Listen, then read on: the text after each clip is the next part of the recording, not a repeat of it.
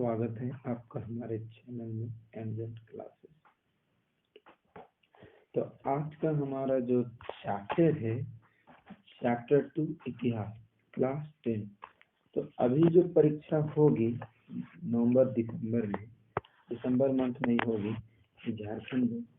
तो झारखंड बोर्ड ने भी क्या किया है, टर्म 1 और टर्म 2 किया है। तो टर्म 1 में हिस्ट्री में 2 चैप्टर है, यूरोप में राष्ट्रवाद और भारत में राष्ट्रवाद। तो यूरोप में राष्ट्रवाद के कुछ इंपॉर्टेंट चैप्टर का वीडियो मैं आपको लिंक में दे दूंगा, हो चुकी। जो मेन इंपॉर्टेंट चैप्टर है वो है भारत में राष्ट्रवाद। तो हम भारत में राष्ट्रवाद के बारे में इस तरह से लाइन बाय लाइन पढ़ेंगे, यानी कि उसको पूरा अध्ययन करेंगे, डिटेल्स जाएंगे कि आपका एमसीक्यू भी कवर हो जाए। तो हम लोग शुरू करते हैं। आइए, जो है नया वो चैनल को सपोर्ट कीजिए, दोस्तों को शेयर कीजिए। जैसे आरटी बोर्ड वाले यानी जैसे आरटी बुक जो भी इस्तेमाल करते हैं उनके बीच में भेजिए, सेंड कीजिए वीडियो को, मदद मिलेगा। एमसीक्यू हमारा भी भला उनका भी भला। तो इधर उधर की बातें ना करते हुए चलिए, थोड़ा मुस्कुराइए, हंसिए, क्योंकि परीक्षा है, दिमाग में उतना टेंशन लेके नहीं देना है। हम लोग 1 बाय 1 यानी कि लाइन बाय लाइन पढ़ते जाएंगे, ठीक है। भारत में राष्ट्रवाद, तो हम भारत में राष्ट्रवाद को ही अंडरलाइन करते हैं। आखिर भारत में राष्ट्रवाद क्या है, तो जो जो इम्पोर्टेंट है उसको हम अलग कलर से आपको शो करेंगे। भारत में राष्ट्रवाद, मैंने आपको पहले भी वीडियो में बताया राष्ट्रवाद क्या है। भारत में हमारा देश है, राष्ट्रवाद यानी एक राष्ट्र के निर्माण की ओर बढ़ना। अब इतना जानिए। तो देखिए, जैसा कि हम शुरू से पढ़ेंगे, जैसा कि आप देख चुके हैं, यूरोप में आधुनिक राष्ट्रवाद के साथ ही राष्ट्र राज्यों का भी उदय हुआ। इससे अपने बारे में लोगों की समझ बदलने लगी। वे कौन है, उनका पहचान किस बात से परिभाषित होता है, यह भावना बदल गई। यानी कि हमने पहले यूरोप के राष्ट्रवाद में पढ़ा, जो चैप्टर था पहला, उसमें हमने कि यूरोप में आधुनिक राष्ट्रवाद के साथ राष्ट्र राज्यों का निर्माण, यानी कि यूरोप में राजाओं का क्या हुआ, उदय बहुत था राजाओं का, तो उसका पतन, राजाओं का पतन शुरू होता है और देश यानी कि नेशन, राष्ट्रों का निर्माण होना शुरू होता है। ऐसा आप मैंने रिकॉर्ड भी, इससे पहले आपको बारे में लोगों की समझ, जब राष्ट्रों का निर्माण होने लगा तो लोगों को समझ बदलने लगी, उनको एक पहचान मिली कि हम कौन है, हमारा अस्तित्व क्या है, हमारी पहचान क्या है, हम किस देश में रहते हैं, ये परिभाषित कैसे होगा। तो जब राष्ट्रवाद आया तो इन सारी दुविधाओं का हल मिला। तो इसी तरह से भारत में जब ब्रिटिश सरकार की हुकूमत थी तो उस समय भी राष्ट्रवाद की जरूरत थी। इस चैप्टर में यही बताता है कि कैसे भारत में राष्ट्रवाद आया और ब्रिटिश सरकार से लोहा लिया, अंतःगाली। तो उनमें राष्ट्रों के प्रति लगाव का भाव पैदा होने लगा। ये तो यूरोप में है कि जब राष्ट्रवाद होगा तो देश के प्रति भावना लगेगी, मोहब्बत होगा, उनसे इश्क बढ़ेगा, देश से, देश के लिए कुछ कर गुजरने की तमन्ना होगी। तो नए प्रतीकों और चिन्हों ने, नए गीतों और विचारों ने नए संपर्क स्थापित किए और समुदायों की सीमाओं को दोबारा परिभाषित कर दिया। जब लोगों के बीच नया भावना पैदा होगा, नए विचार आएंगे, नए सोच समझ आएंगे, तो सोचिए क्या होगा, एक देश के प्रति फिर से प्रेम का स्वभाव, प्रेम की धाराएं बहेगी। ज्यादातर देशों में इस नई राष्ट्रीय पहचान का निर्माण एक लंबी प्रक्रिया में हुआ। आइए देखिए कि हमारे देश में चेतना किस प्रकार। तो ये तो यूरोप की कहानी थी कि कहीं जल्दी कहीं देर से, देर आए सुबह आए, लेकिन राष्ट्रवाद का प्रेम बढ़ा, राष्ट्रवाद का प्रेम बढ़ा। राष्ट्रवाद का प्रेम बढ़ा, कैसे बढ़ा, तो ये आप देखिए पहला चैप्टर में पढ़ चुके हैं। अब यही बात बोल रहा है कि हमारे हमारे देश में चेतना किस तरह पैदा है। अब जो यूरोप में जो भाव पैदा हुआ, उनमें देश के प्रति प्रेम पैदा हुआ, ये हमारे देश में कैसे पैदा हुआ, तो इसको हम जानेंगे पूरी पूरी वर्णन करके डिटेल से। तो अब हम अपने देश के बारे में पढ़ते हैं। तो देखिए, दूसरे उपनिवेशों की तरह भारत में भी आधुनिक राष्ट्रवाद के उदय की परिघटना उपनिवेशवाद विरोधी आंदोलन के साथ गहरे तौर पर जुड़ी हुई थी। उपनिवेश का मतलब हम मान के चलते एक देश, कि देश में जो निवास करता है, जो राज करता है, वही उपनिवेश है। तो इससे जो जुड़ी हुई थी उपनिवेश आंदोलन की, मुझे देश कैसे मिले, हमें देश कैसे मिले, इन विरोधी आंदोलन के साथ गहरे तौर पर जुड़ी हुई थी। तो इस देश की जो जनता थी, देश के जो नागरिक थे, उनके उपनिवेश के साथ जुड़ी हुई थी। औपनिवेशिक शासकों के खिलाफ जो देश में शासन करते थे, देश को गुलाम बनाए हुए थे, उनके खिलाफ संघर्ष के दौरान लोग आपसी एकता का पहचान लगे। उस समय न जाति न धर्म देखना था तो कि कैसे भारत इनके चंगुल से छूटे। इनके उत्पीड़न और दमन के साझा भाव ने विभिन्न समूहों को एक दूसरे से बांध दिया। जब लोगों पे जुल्म होता है तो जातियां मजहब नहीं देखते हैं, ये हर एक लोग यही सोचते हैं कि किस तरह से हम एक दूसरे से जुड़े। और ब्रिटिश हुकूमत के उत्पीड़न ने भारत के हर एक नागरिक को एक दूसरे से जोड़ के रखा। जब एक दूसरे से जोड़ के रखा तो इसका परिणाम क्या होता है, इसका परिणाम होता है, अब देखिए, लेकिन हर वर्ग हर समूह उपनिवेशवाद का असर एक जैसा नहीं था। उनके अनुभव भी अलग थे और स्वतंत्रता के मायने भी भिन्न थे। यानी कि हर वर्ग और हर समूह, अब इतना बड़ा देश में हर वर्ग, जहाँ अलग अलग समाज, जो समूह, जो ग्रुप जो रहते, उनका उपनिवेश के प्रति तो समझ एक नहीं रहेगा, कोई किसी और भाव से लड़ेगा। उस सब में अलग अलग भावनाएं होती है और अनुभव भी, एक्सपीरियंस भी अलग होते हैं। और स्वतंत्रता के मायने भी भिन्न थे। किसी को स्वतंत्रता देश की चाहिए, किसी को कुछ और चीज की चाहिए।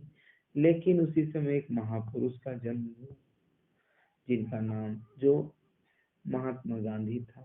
महात्मा गांधी ने जब भारतीय आंदोलन का नेतृत्व किया तो दिशा व दशा दोनों बदल दी। अब इसको हम पढ़ते हैं। महात्मा गांधी के नेतृत्व में कांग्रेस ने समूहों को इकट्ठा करके एक विशाल आंदोलन खड़ा किया, परंतु इस एकता में टकराव के बिंदु भी नहीं थे। तो महात्मा गांधी के नेतृत्व में भारतीय कांग्रेस, जो ये अलग अलग सोच के जो समूह थे, उनको सबसे पहले एक करने की मुहिम चलाई गई। यानी कि महात्मा गांधी के ही अगुवाई की, यानी कि नेतृत्व कौन कर रहा था, महात्मा गांधी। तो महात्मा गांधी नेतृत्व कर रहे थे। तो इससे साफ पता चलता है कि अगर देश में भिन्नता थी तो भिन्नता में भी एकता होती है। तो इसी एकता को ढूंढने के लिए महात्मा गांधी को के नेतृत्व में कांग्रेस भी चल पड़ी। इस वाक्य यानी इस सेंटेंस में साफ कहा गया है, कांग्रेस ने भी समूहों को इकट्ठा करके विशाल आंदोलन खड़ा किया, परंतु तो एकता में टकराव के बिंदु भी नहीं थे। जब एकता में खड़ा किया तो टकराव भी होना है, टकराव भी होती है। तो पहले की एक और पुस्तक में भी आपने भारत में राष्ट्रवाद के उदय का अध्ययन किया। अब बहुत सारे पुस्तकें आते रहती है, पहले भी आए होंगे, उन पुस्तकों में आप जरूर पढ़े होंगे। लेकिन अभी जो है हम अपने क्लास 10 के एमसीक्यू के माध्यम के लिए पढ़ेंगे। तो वहाँ आपने 20वीं सदी के पहले दशक तक की कहानी पढ़ी होगी। तो आप वहाँ 20वीं सदी के पहले दशक, यानी पहले 10 साल, तो 1900 स्टार्टिंग। तो इस अध्याय में हम 1920 के दशक से आगे, यानी पहले दशक 1910 1920 तक पढ़े थे, लेकिन इस चैप्टर में हम लोग 1920 से आगे पढ़ेंगे। 1920 से आगे की पढ़ेंगे। हमें ये देखेंगे कि कांग्रेस ने राष्ट्रीय आंदोलन को विकसित करने के लिए किस तरह के प्रयास किए। अब हम आगे पढ़ेंगे कि कांग्रेस भारतीय राष्ट्रीय आंदोलन को, मतलब देश के आंदोलन को विकसित करने के लिए क्या क्या कुर्बानियां दी, क्या क्या योगदान दी, विभिन्न सामाजिक समूहों ने किस तरह हिस्सा लिया और कांग्रेस के साथ अलग अलग समाज के लोग, अलग अलग समाज के किस समूह के लोग इस आंदोलन में भाग लिए, किस तरह राष्ट्रवाद ने लोगों को कल्पना से नहीं उड़ा दी और कौन कौन समूहों ने भाग लिया और राष्ट्रवाद ने कैसे लोगों की दशा और दिशा बदल के रख दी एक देश के सोच। तो देखिए एक ये चित्र है बहुत पुरानी, ये दिखाता है कि अलग अलग समूहों के लोग भी हैं लेकिन एक साथ खड़े हैं, एक साथ है और सिर्फ किसके लिए, राष्ट्रवाद। राष्ट्रवाद की भावना जब इनके दिलों में छाई तो कैसे ये एक हो गए। अब ये तो था ट्रेलर, ये तो था ट्रेलर।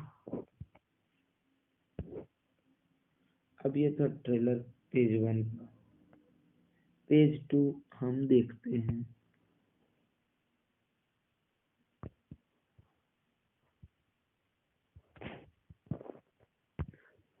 पेज 2 में हम देखते हैं, अच्छी तरह से बना लेते हैं, इससे आपको परेशानी नहीं। अब हम ये जो अब टॉपिक नंबर 1 जो हमारा मेन टॉपिक, पहला विश्व युद्ध, खिलाफत और असहयोग।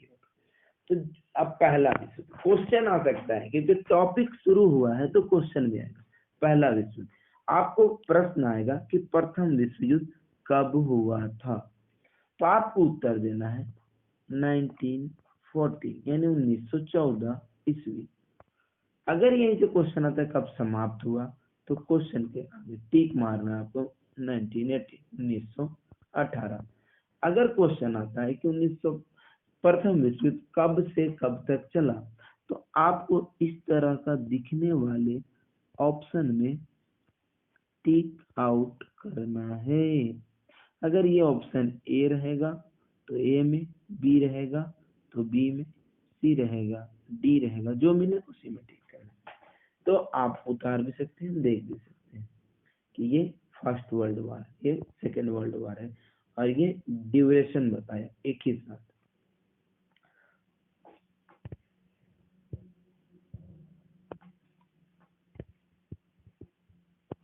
तो देखिए, तो 1919 के बाद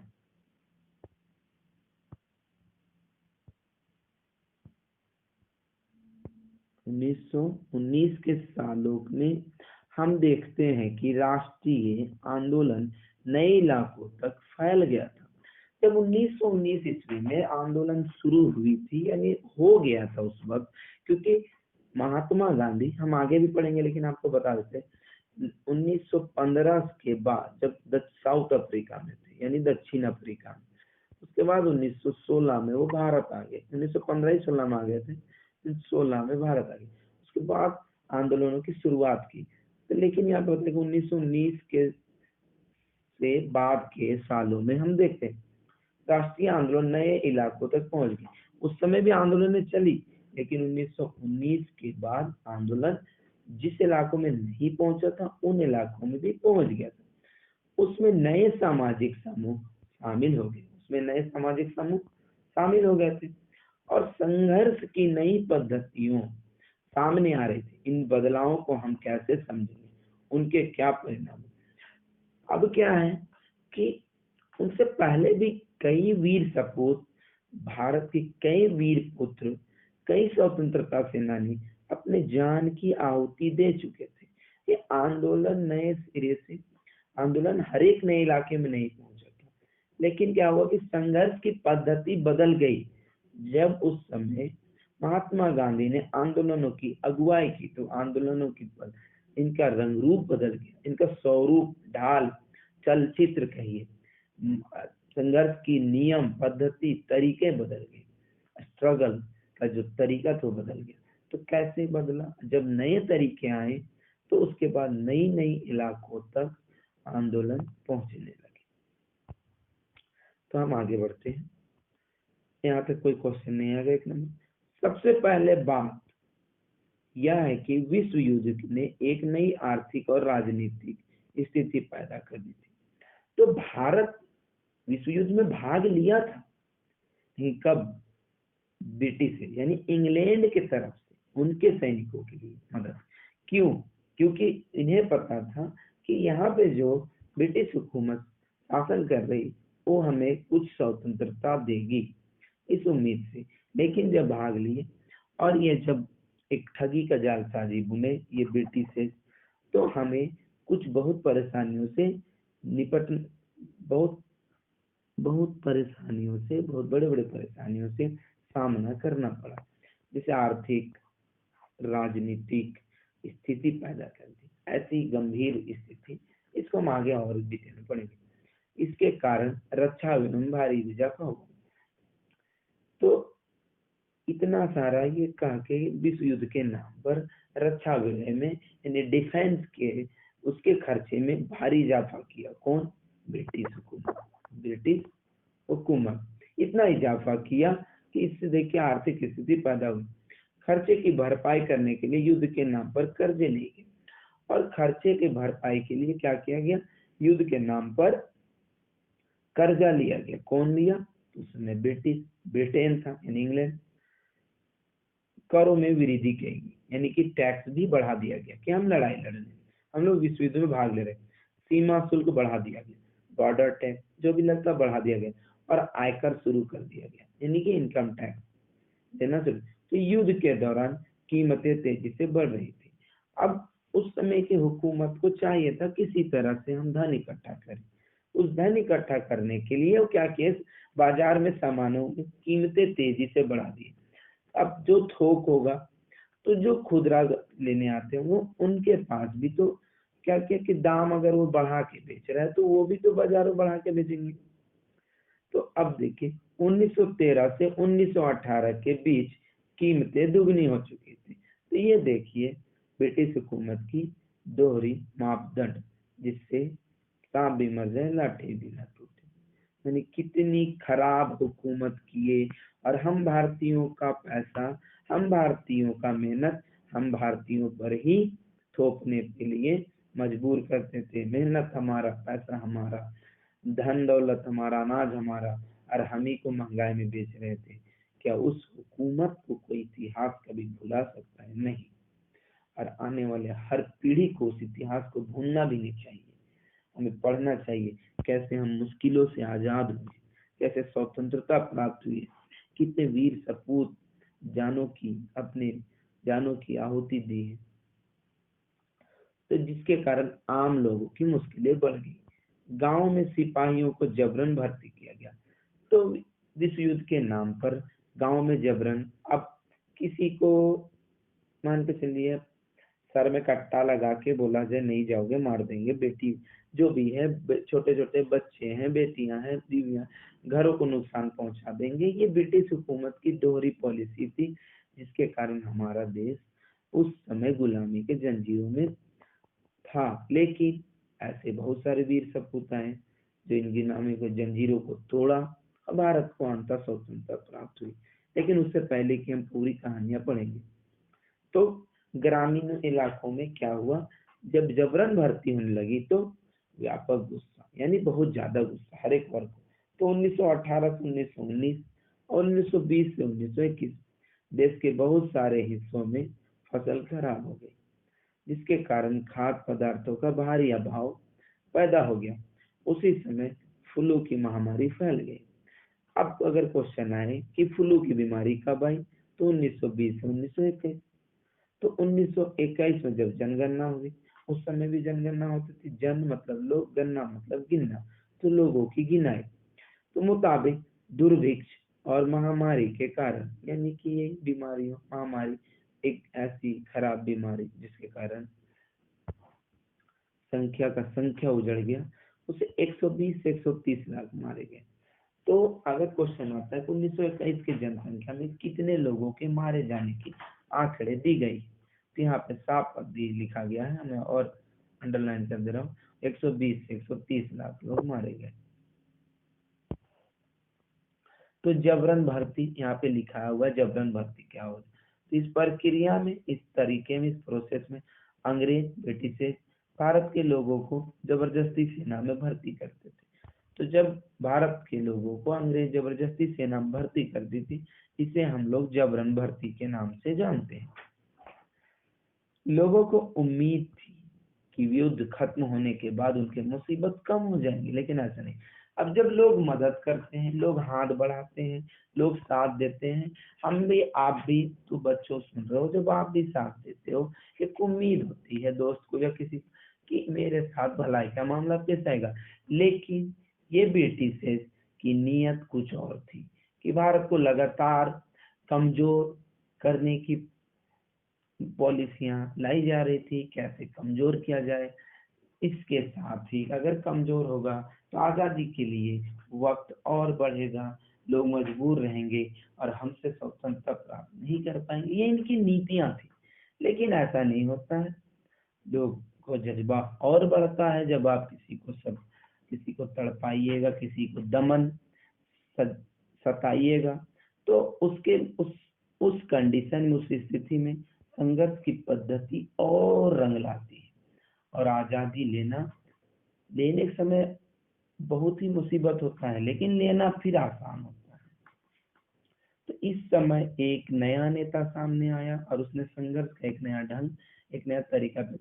देखिए, जब दुश्मन के खेमे में नियम व कानून बदलता है, तो जो मेहनत कर रहा है देश के लिए, जो स्वतंत्रता प्राप्त के लिए क्रांति करेगा, जो संघर्ष करेगा, तो संघर्ष में एक नया ढंग भी आता है। ईश्वर भी उसी का साथ देता है। जब संघर्ष की पद्धतियां, संघर्ष पुरजोर तरीके से हो, तो उसी समय एक महान पुत्र, एक महान नेता, उसने क्या किया, उन्होंने संघर्ष की पद्धति ही बदल दिया था। तो कौन था? तो वो कोई नहीं, वो था भारत का लाल। उस समय हम इसे आज के दिन में हम राष्ट्रीय पिता के नाम से जानते हैं, father of nation, Mahatma Gandhi. ये नाम सुनने से या पकड़ने से, अपने मुख से बोलने से भी हमें गौरवान्वित महसूस होती है और हमें गर्व महसूस करना चाहिए। तो अब उन्होंने पद्धति बदल दी। कौन सा पद्धति लाया? तो उसका नाम था सत्याग्रह का विचार, जो हमारा टॉपिक है।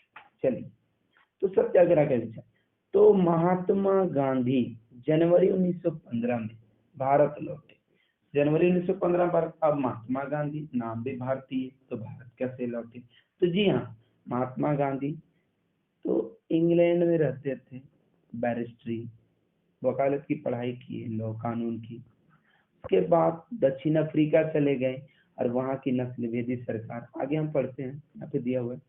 पहले वे दक्षिण अफ्रीका में थे, जैसा आप हम अभी बोले, तो दक्षिण अफ्रीका में थे। उन्होंने एक नया तरह के आंदोलन के रास्ते पर चलते हुए, जैसे देखिए यहाँ पर गांधी जी के समझ कितने मोहब्बत प्रेम,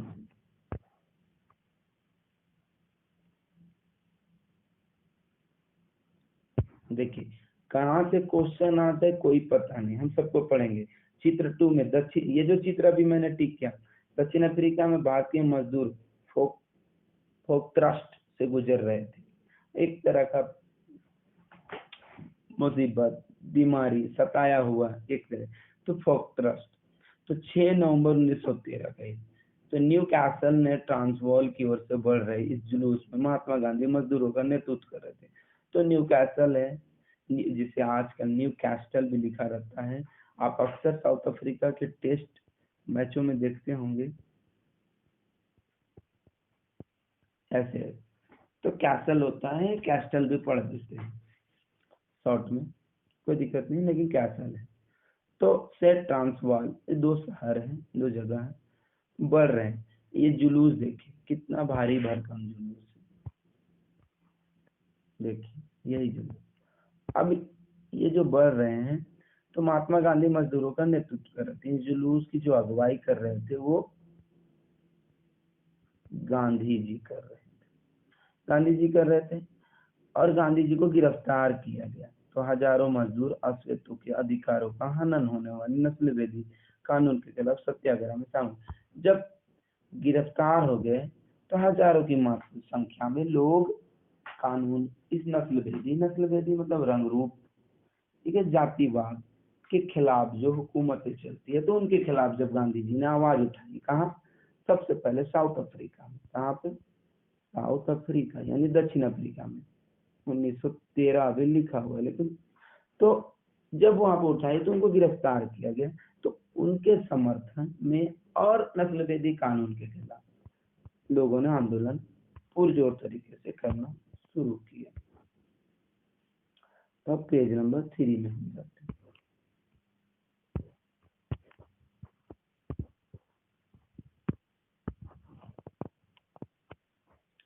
तो नस्लभेदी सरकार से सफलतापूर्वक लोहा लिया था, यानी नस्लभेदी सरकार वहां की जो रंग रूप जातिवाद के खिलाफ जो सरकार थी उनसे सफलतापूर्वक लोहा लिया। किस तरह से, तो एक तरह का नया संघर्ष, नया तरह का तरीका चला है, उसका नाम था सत्याग्रह।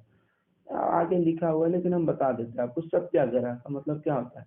तो गांधी जी का मानना था कि सत्याग्रह का अर्थ है सत्य के लिए आग्रह करना, सत्य के लिए जाके आग्रह रिक्वेस्ट करना कि हम सत्य की मार्ग पर चलेंगे और हिंसा नहीं करेंगे, अहिंसा के साथ हम लोग क्या करेंगे, अहिंसा के साथ रहेंगे और बलपूर्वक अहिंसा, लेकिन ऐसा बल नहीं लगाना है जिससे किसी तरह का हिंसा ना पैदा हो।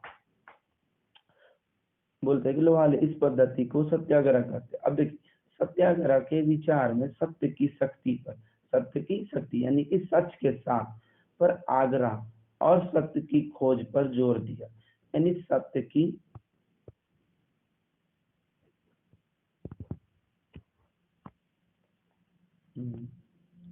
तो वे सत्य के विचार में सत्य की शक्ति पर आग्रह और सत्य की खोज पर जोर दिया जाता था। यानी गांधी जी का मानना था, राष्ट्रपिता महात्मा गांधी का मानना था कि सत्याग्रह का विचार में सत्य की शक्ति पर, सच्चाई का शक्ति पर, ट्रूथ का पावर, सत्य क्या करना है, शक्ति पर आग्रह करना है, रिक्वेस्ट करना है, सच्चाई के साथ, बिना हिंसा के साथ, अहिंसा के साथ, कि हम सत्य की प्राप्ति कैसे करें। जो इसका अर्थ यह था कि अगर, अब इसका अर्थ क्या था, तो महात्मा गांधी ने कहा कि इसका अर्थ है कि अगर आपका उद्देश्य सच्चा है, अगर आपका उद्देश्य, आपका मानना है, आपका सपना, उद्देश्य, रास्ता, मकसद सच्चा है, सत्य है, तो यदि आपका संघर्ष जद्दोजहद अन्याय के खिलाफ, उत्पीड़न के खिलाफ, लड़ाई के खिलाफ, गलत खिलाफ है, तो उत्पीड़क से यानी जो आपको सता रहा है, मुकाबला करने के लिए आपको किसी शारीरिक बल की आवश्यकता नहीं है। यानी महात्मा जी का मानना, महात्मा गांधी का मानना कि आपका अगर उद्देश्य सच्चा है, संघर्ष अन्याय के खिलाफ है, उत्पीड़क जो आपको पीड़ा मतलब कष्ट, दर्द पहुंचाता है, तो अगर उससे आप मुकाबला करते हैं तो आपको किसी शारीरिक बल, किसी फिजिकली आपको लड़ने की जरूरत नहीं है। आप अपने रास्ते में, आप अपने मार्ग पे सच के साथ डटे रहिए, आपको सफलता जरूर मिलेगी। कहना था राष्ट्रपिता महात्मा गांधी। प्रतिशोध की भावना या आक्रामकता का सहारा लिए बिना, यानी प्रतिशोध, बदला यानी बदले की भावना, जैसे होता है ना पुरानी फिल्मों में होते हैं, कभी एक ने मारा दूसरे ने मारा, वो नहीं करना।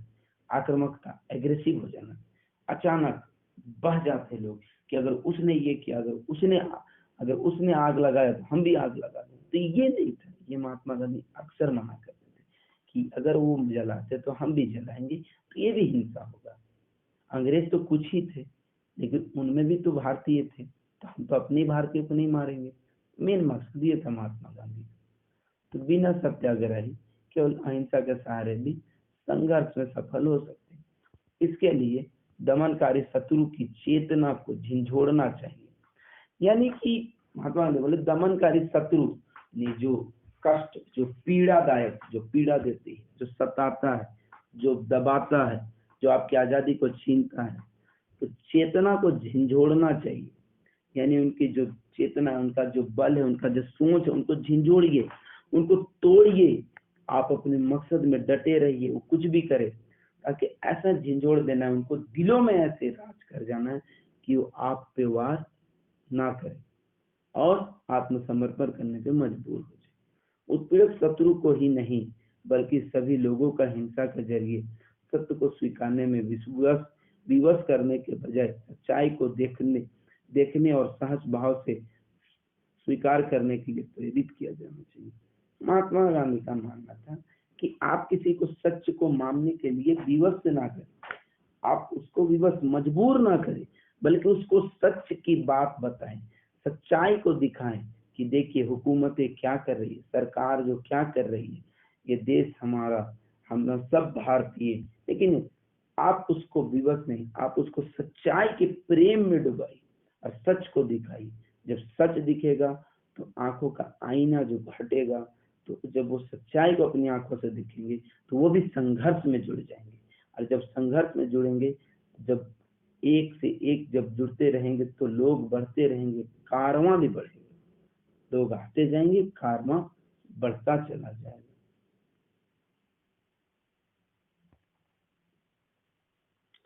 इस संघर्ष में अंततः सत्य की ही जीत होती है, और जब अगर आप इसी संघर्ष में लगे रहेंगे, स्ट्रगल में लगे, तो अंततः आपकी ही जीत होगी। गांधी जी का विश्वास था कि अहिंसा का यह धर्म सभी भारतीयों को एकता के सूत्र में बांध सकता है। गांधी जी को विश्वास था कि ये जो अहिंसा, बिना मार काट वाला जो धर्म, अहिंसा की जो बात है, यही भारतीयों को एक बंधन, एक सूत्र, एक धागे में जोड़ सकता है।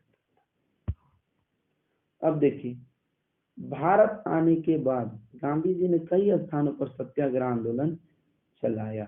अब क्वेश्चन शुरू हो गया, यहाँ चलाया तो 1917 में बिहार के चंपारण इलाके का दौरा किया और दमनकारी बगान व्यवस्था के खिलाफ किसानों का संघर्ष के लिए प्रेरित किया।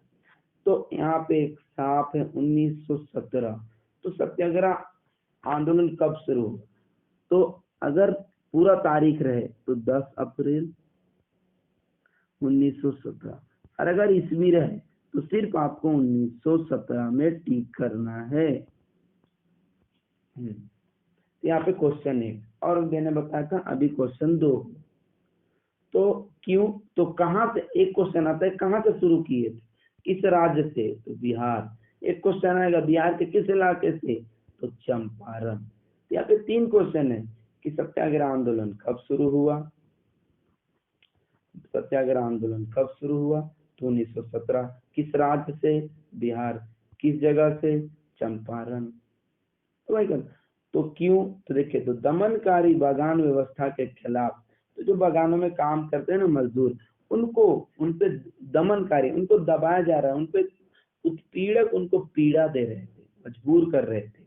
तो उनके कहने पर वो आए, महात्मा गांधी वहां गए और सत्याग्रह का विचार किया और नए तरह के आंदोलन को शुरुआत की।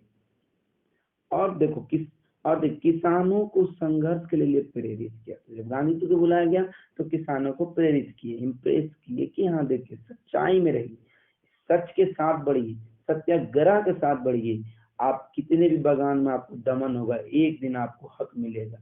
देखो 1917 में उन्होंने गुजरात के खेड़ा जिले के किसानों की मदद की। अब उसी समय 1917 में गुजरात के खेड़ा जिले के किसानों की मदद के लिए सत्याग्रह का आयोजन किया।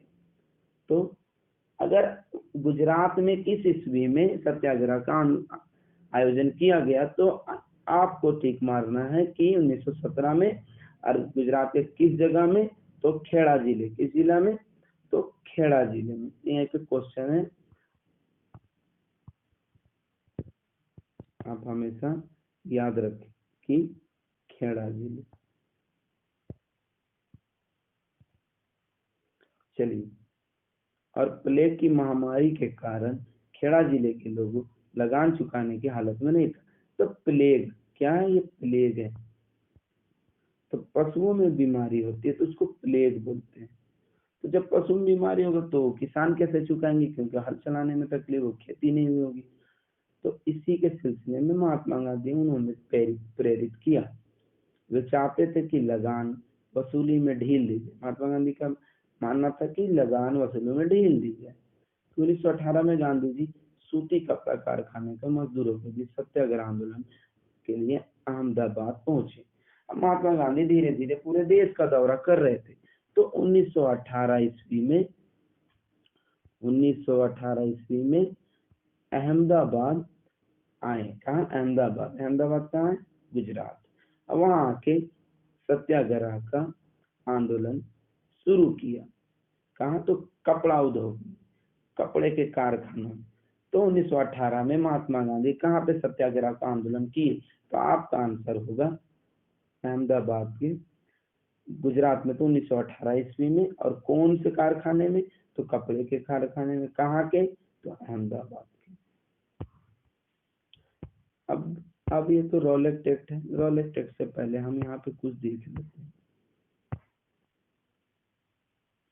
तो सत्याग्रह पर महात्मा गांधी की विचार। तो आपको यह विचार पढ़ लेना होगा। यहाँ पे कोई इंपॉर्टेंट डेट नहीं है, लेकिन मैं चाहता हूँ कि आप इस विचार को पढ़े। और विचार को पढ़ने के बाद आप अपने मन में उस विचार को लाएं। इससे आपका हृदय हर कुछ स्वस्थ रहे। तो हम लोग अब अपना टॉपिक अगला जाते हैं कि रॉलेट एक्ट ये क्या था। तो इस कामयाबी यानी कि सत्याग्रह की कामयाबी। तो नंबर 2 रॉलेट। तो इस कामयाबी से उत्साहित गांधी जी ने 1919 ईस्वी में प्रस्तावित रॉलेट एक्ट, यानी 1919 ईस्वी में प्रस्तावित किया गया, लाया गया, पास नहीं हुआ था, लाया गया एक कानून जिसका नाम था रॉलेट एक्ट। लाया कौन था? तो एक रॉलेट, मिस्टर रॉलेट। ठीक है, मिस्टर रॉलेट अपने ही नाम से कानून लाया था, मिस्टर रॉलेट। ये कानून क्या था? तो चलिए हम आगे पढ़ते हैं, देखते हैं। तो 1919 के खिलाफ एक राष्ट्रव्यापी सत्याग्रह आंदोलन चलाने का फैसला लिया गया। तो महात्मा गांधी 1919 में राष्ट्रव्यापी यानी कि पूरे देश में एक आंदोलन चलाने का फैसला किया। क्यों? क्योंकि रॉलेट एक्ट कानून आया था। तो भारतीय सदस्यों के भारी विरोध के बावजूद इन कानून को अब इतना ज्यादा विरोध किया गया, फिर भी इस काले कानून को देखिए, इंपीरियल लेजिस्लेटिव काउंसिल। यहाँ पे एक क्वेश्चन आएगा कि रॉलेट एक्ट को कौन से सदन से पास किया गया था, कानून को कहां से, किस काउंसिल से पास किया गया था। तो आपको टिक मारना है इंपीरियल लेजिस्लेटिव काउंसिल।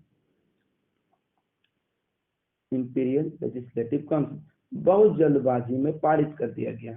ठीक है, मैंने भारतीयों पे थोप दिया गया। अब क्यों किया गया? अगर इतना जल्दबाजी में किया गया तो कुछ तो बात होगा। तो मेन जो मुद्दा था वो इस लाइन में बता, इस कानून के जरिए सरकार को राजनीतिक गतिविधियों को कुचलने और राजनीतिक कैदियों को 2 साल तक बिना मुकदमा चलाए जेल में बंद रखने का अधिकार मिल गया था। अब ये जो मिस्टर रॉलेट ने ये जो कानून लाया, इस कानून में यह प्रावधान था, यह सुनिश्चित किया गया था कि कैदी बिना कोई मुकदमा चलाए भी शक के बुनियाद पर किसी भी व्यक्ति को 2 साल तक कैद में जेल के अंदर रख सकते हैं। कितने? 2 साल तक। कितने साल तक बच्चों?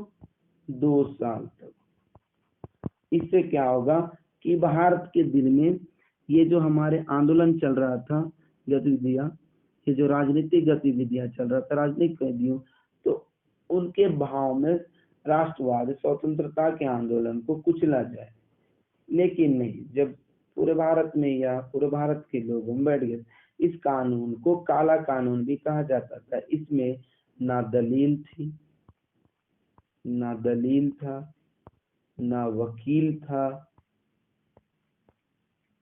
ना ही अपील कर सकते थे। और अंग्रेजी हुकूमत शक के बुनियाद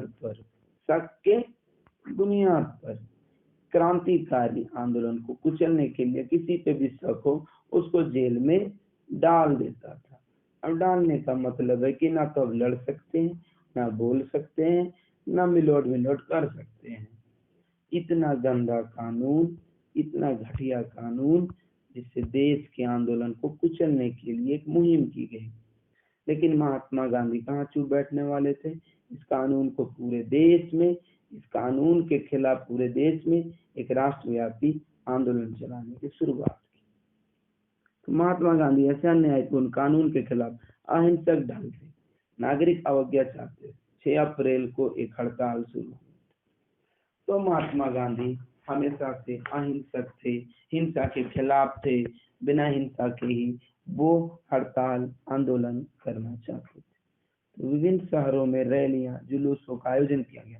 रेलवे वर्कशॉप में कामगार हड़ताल पर चले गए। तो 6 अप्रैल यानी 1919 को क्या किया गया, पूरे देश में राष्ट्रव्यापी आंदोलन की शुरुआत की गई। तो रेलवे वर्कशॉप, जो रेलवे प्लेटफॉर्म में जो भी काम वर्कर होते हैं, वो हड़ताल पे चले गए कि हम काम नहीं करेंगे। दुकानें बंद हो गई। व्यापक जन उभार से चिंतित था। रेलवे व टेलीग्राफ जैसी संचार सुविधाओं के भंग हो जाने की आशंका से भयभीत अंग्रेजों ने राष्ट्रवादियों पर दमन शुरू कर दिया। अब कहीं ये ब्रिटिश हुकूमत को डर सताने लगा कि अगर सारे वर्कर बैठ जाए, सारे कामगार बैठ जाए, तो हमारा संचार, हमारा ट्रांसपोर्टिंग, परिवहन, ये तो सब ठप हो जाएगा। तो उन्होंने दमन करना शुरू किया, दबाना, पीटना, मारना, यही उत्पीड़न, पीड़ा देना शुरू कर दिया। अमृतसर में बहुत सारे स्थानीय नेताओं को हिरासत में ले गया।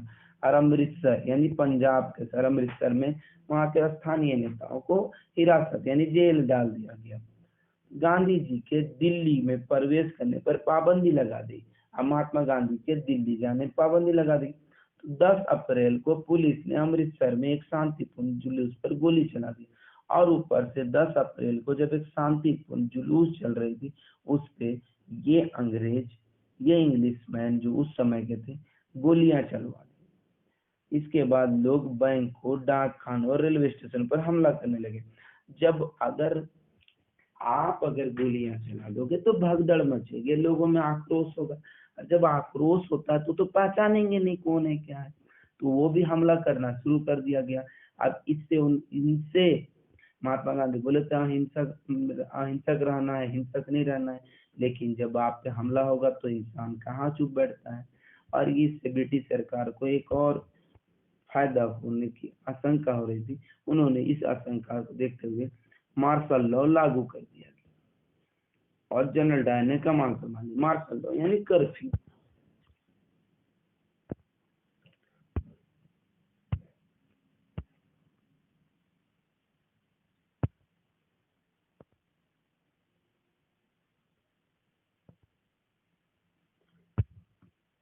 अब जब डायर ने गोली अब जब संभाली तो क्या हुआ, तो देखिए 13 अप्रैल को जालियांवाला बाग हत्याकांड हुआ। ये तो सभी को मालूम है, इतिहास का सबसे ऐसा घिरना या घिनौना कांड, हत्याकांड, जिससे हर भारतीय का सीना पसीज जाता है, आंखों में आंसू आ जाते हैं कि इस ब्रिटिश हुकूमत ने हम भारतीयों पे कितने जुल्म और सितम किए हैं।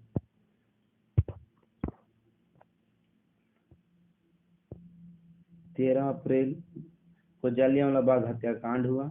यानी 13 अप्रैल, तो 13 अप्रैल कब, 1919 का जमाना।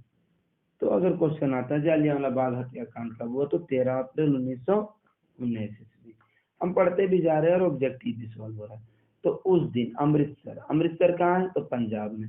जालियांवाला बाग का हत्याकांड कहाँ हुआ था, तो जालियांवाला, तो अमृतसर में।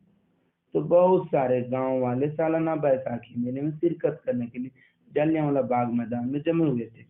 तो बैसाखी का पर्व था सिखों का सबसे बड़ा पर्व माना जाता है। जब फसलें कटती हैं तो उसके एवज में, उसकी खुशी में, उसके आगमन के लिए तो जब मना रहे थे बैसाखी, जमा हुए थे।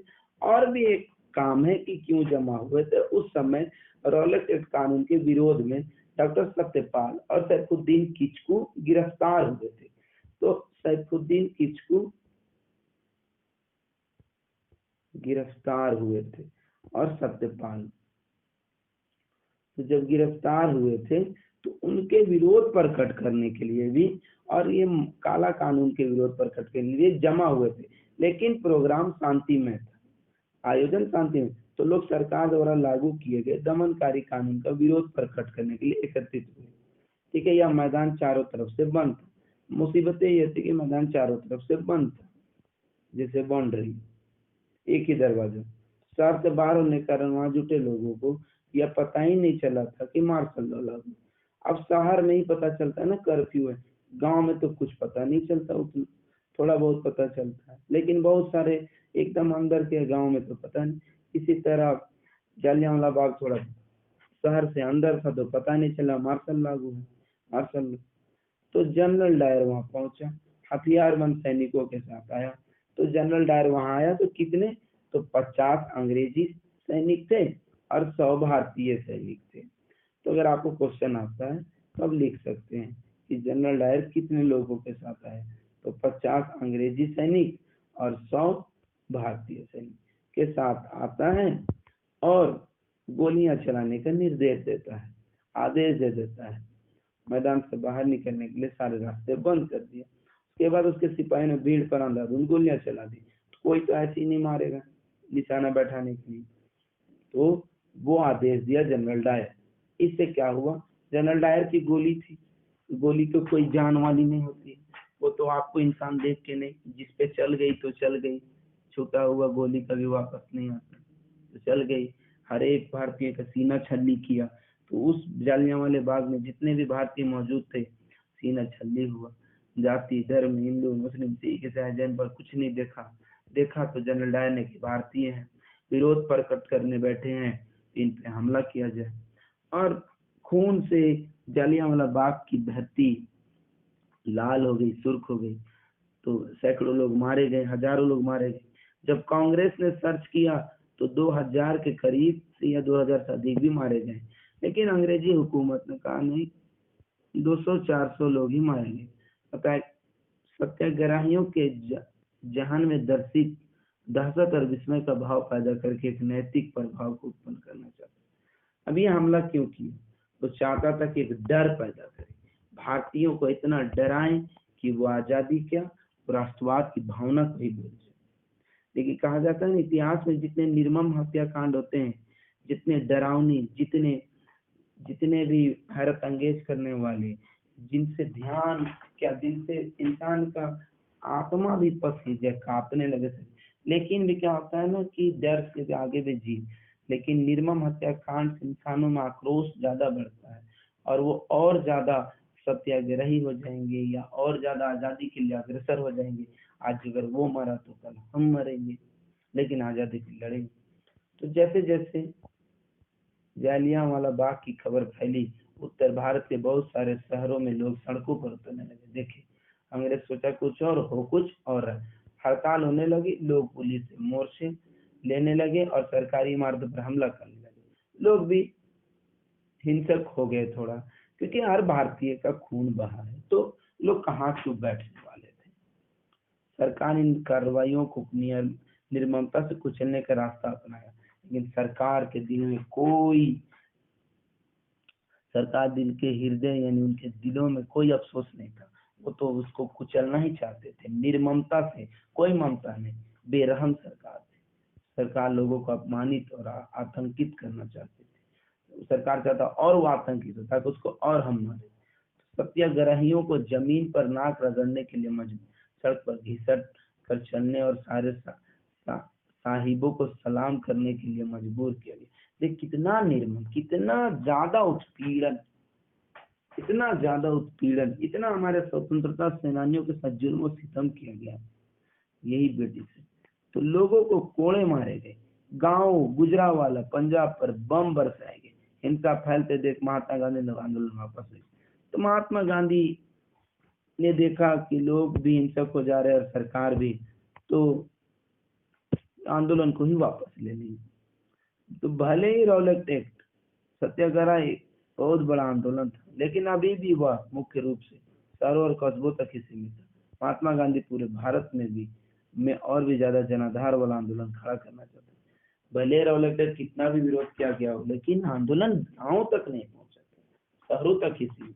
महात्मा गांधी की चाहत थी कि आंदोलन हर एक गली मोहल्ले, हर एक गांव तक पहुंचे, लेकिन उनका मानना था कि हिंदू मुसलमानों को एक दूसरे के नजदीक लाए बिना ऐसा कोई आंदोलन नहीं चला जा सकता।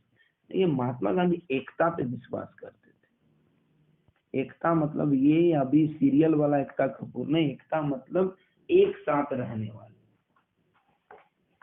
एक साथ रहना, एक साथ। जब तक हिंदू मुसलमान एक साथ एक ना हो जाते, आंदोलन भी मजबूत नहीं हो। सबको सामने, सब एक साथ रहे। उन्हें लगता था कि खिलाफत का मुद्दा उठाकर वे दोनों समुदायों को नजदीक ला सकते हैं। तो महात्मा गांधी को लगता था कि खिलाफत का मुद्दा, ये खिलाफत क्या होता है।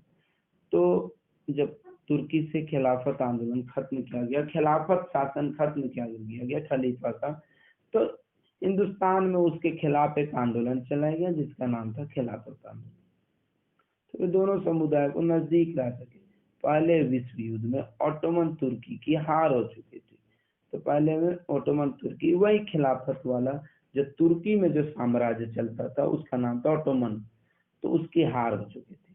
इस आशय की अफवाह फैली हुई थी कि इस्लामिक विश्व के आध्यात्मिक नेता खलीफा ओटोमन पर बहुत सख्त संधि थोपी जाएगी। अफवाह फैली और ये सच भी था, संधि थोपी जाएगी अलहम खलीफा को तात्कालिक शक्तियों की रक्षा के लिए। मार्च 1919 में बम्बई में, तो वहां से खलीफा का जो भी था तुर्की में वो सारे शक्तियां ले गई, तो उसी और खिलाफत खत्म कर दिया गया। तो उसी के खिलाफ मार्च 1919 ईस्वी में बम्बई, यानी कि आज का मुंबई कल का बम्बई था, एक खिलाफत समिति का गठन किया गया। एक अब यहाँ पे एक सवाल आएगा कि खिलाफत समिति का गठन कब किया गया, तो मार्च 1919 में। तो किन्होंने किया, तो देखिए मोहम्मद अली और शौकत अली बंधुओं के साथ कई युवा मुस्लिम नेताओं ने इस मुद्दे पर संयुक्त कार्रवाई की संभावना तलाशने के लिए महात्मा गांधी के साथ चर्चा शुरू की। तो किन्होंने किया, तो मोहम्मद अली, शौकत अली और कई मुस्लिम युवा, लेकिन मेन आंसर देना है मोहम्मद अली और शौकत अली। इस विचार को लेकर वो गांधी जी के पास गए। सितंबर 1920 ईस्वी में कांग्रेस के कलकत्ता अधिवेशन में, तो कांग्रेस के कलकत्ता अधिवेशन में दूसरे नेताओं को इस बात पर राजी कर लिया गया कि खिलाफत आंदोलन के समर्थन में स्वराज के लिए का सहयोग आंदोलन शुरू। तो महात्मा गांधी के पास एक मौका था कि हिंदू साथ दे मुसलमान का, तभी तो मुसलमान साथ देगा हिंदू का, और दोनों जब एकता के सूत्र में बढ़ेंगे तो अब ब्रिटिश हुकूमत को परेशानियां होगी, जो धीरे धीरे सफल हुए और लोग एक पटरी में आना शुरू हुए। अब देखिए, अब दूसरा तरीका कौन सा आंदोलन चलाया गया, असहयोग। इसका नाम असहयोगी क्यों? सहयोग मतलब साथ देना, असहयोग मतलब साथ हटना, साथ छोड़ देना। देखिए जैसे गाना मैं तुझको भुला दूं, इसी तरह से आप उनके सहयोगों को भुला दीजिए। उनके जब ब्रिटिश हुकूमत ने अपने सहयोग को खत्म कर देना था, तो अपनी प्रसिद्ध पुस्तक हिंद स्वराज, यानी कि महात्मा गांधी ने जो अपनी पुस्तक लिखी थी 1909 ईस्वी में, हिंद स्वराज यंग इंडिया, तो महात्मा गांधी ने कहा था कि भारत में ब्रिटिश शासन भारतीयों के सहयोग से स्थापित हुआ है। अगर भारत में जो भी अंग्रेजी शासन है, ब्रिटिश हुकूमत है, तो वो भारतीयों के ही मदद से हुआ है। जब तक कोई घर वाला मदद नहीं करेगा, बाहर वाला कहाँ से आके यहाँ शासन करेगा। तो यह शासन इसी सहयोग के कारण चल पा रहा है, और यह सरकार भी यहीं के सब सहयोग से, समर्थन से, मदद से चल पा रहा है। तो अगर भारतीयों के लोग या भारत के लोग अपना सहयोग वापस ले लें, यानी जितने भी भारतीय हैं ब्रिटिश सरकार में मदद दे रहे सहयोग अगर वापस ले लें, तो ब्रिटिश हुकूमत यहाँ सरकारें चलाने में असमर्थ होगी, तो यानी कि चला नहीं पाएगी, तो ब्रिटिश शासन ढह जाएगी, यानी खत्म हो जाएगा, पतन शुरू हो जाएगा, और स्वराज की स्थापना हो जाएगी, और एक राज्य की स्थापना, खुद की राज्य की स्थापना शुरू हो जाएगी।